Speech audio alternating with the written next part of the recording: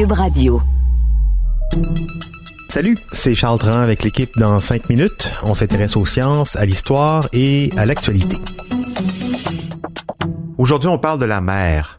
Au Québec, on a plutôt l'habitude de se baigner ou de ramer dans des lacs, des fleuves et des rivières d'eau douce, moins dans les océans. Peut-être que sinon, on s'étonnerait un peu plus de cette curiosité.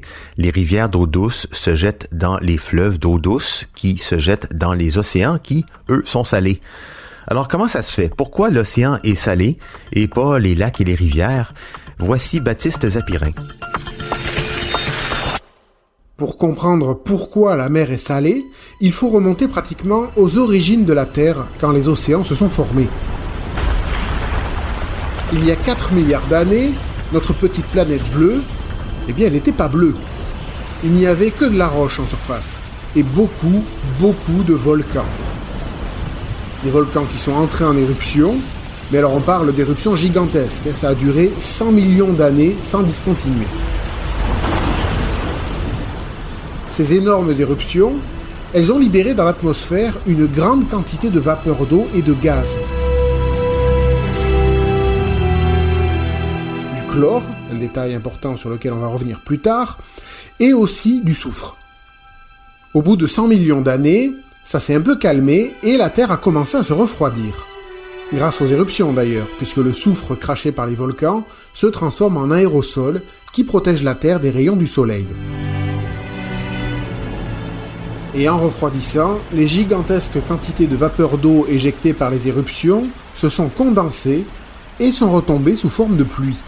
Mais des pluies acides, puisqu'elles embarquent avec elles les molécules des gaz volcaniques.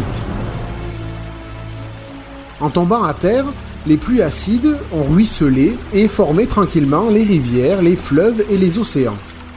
Et comme l'eau est acide, sur son passage, elle a arraché au sol des particules de sels minéraux, et notamment du sodium. Et vous vous souvenez, tout à l'heure, on a dit qu'il y avait dans l'eau des particules de chlore, venues des gaz volcaniques. Eh bien, quand l'eau se réchauffe et s'évapore, le chlore et le sodium vont se combiner par réaction chimique. L'électron de trop de l'atome de chlore va aller s'associer à l'atome de sodium où il manque un électron. Et donc, le chlore plus le sodium, ensemble, ça forme, si vous avez lu l'étiquette de votre sel de table, vous savez que ça forme le sel, du chlorure de sodium. Voilà d'où vient le sel de l'eau de mer, donc. Le chlore des gaz volcaniques, plus le sodium arraché à la Terre. Alors d'accord, mais pourquoi aujourd'hui il n'y a que l'eau des océans qui est salée, et pas les rivières ou les fleuves? Eh bien parce que l'eau de pluie, qui alimente désormais les fleuves et les rivières, elle n'est pas salée. Alors ok, mais comme vous suivez, vous allez me dire, oui mais l'eau de pluie, c'est l'eau des océans qui s'est évaporée jusque dans les nuages. Alors pourquoi cette eau de pluie n'est pas salée? Puisque l'océan, au départ, il est salé. Et là, je vous réponds, bien vu, mais quand l'eau des océans s'évapore, justement, il n'y a que l'eau qui s'évapore. Le sel reste dans la mer. L'eau de pluie n'est pas salée au final. Pour être exact, les rivières et les fleuves contiennent quand même un peu de sodium et de sels minéraux. Le travail de l'érosion ne s'arrête jamais, l'eau arrache toujours un peu de sels minéraux à la terre. Mais ça reste léger. Et de toute façon, si on avalait l'eau d'une rivière, on ne sentirait rien, il n'y aurait pas de goût de sel. Parce que dans le tandem chlorure de sodium, c'est le chlorure qui donne le goût salé. Le sodium rend juste les papilles plus sensibles. Et si vous suivez toujours, vous allez me dire, oui, mais alors, s'il y a toujours un peu de sodium qui se déverse dans la mer, où il y a du chlore, alors pourquoi la mer n'est pas de plus en plus salée ? Alors là, je vous répondrai, bien vu, encore. Et effectivement, 2 milliards de tonnes de sels minéraux se déversent dans les océans chaque année. Mais les océans ne sont pas plus salés, tout simplement parce que ces sels minéraux sont soit absorbés par l'argile, ou les organismes marins, soit, dans le cas du sodium, il finit piégé dans les profondeurs par les roches volcaniques. Bref, au final, tout ça s'équilibre. La nature aime les cycles, et il y en a même un pour le sel.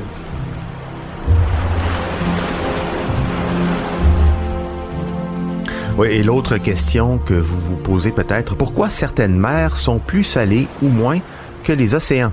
Dans l'océan Atlantique, Pacifique ou l'océan Indien, pour 1 litre d'eau, on a environ 35 grammes de sel, 5 ou 6 cuillères à café, mais il y a à peine 5 grammes dans la mer Baltique, alors qu'au contraire, dans la mer Morte, c'est 250 grammes de sel par litre.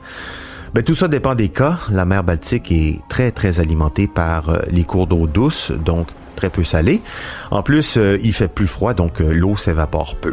Tandis que pour la mer Morte, on a un bassin d'océan salé qui a fini par se refermer et qui n'est pas, lui, alimenté par des cours d'eau douce et où il fait très chaud.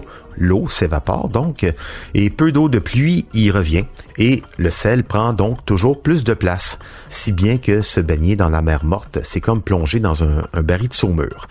Merci Baptiste Zapirin, c'était en 5 minutes.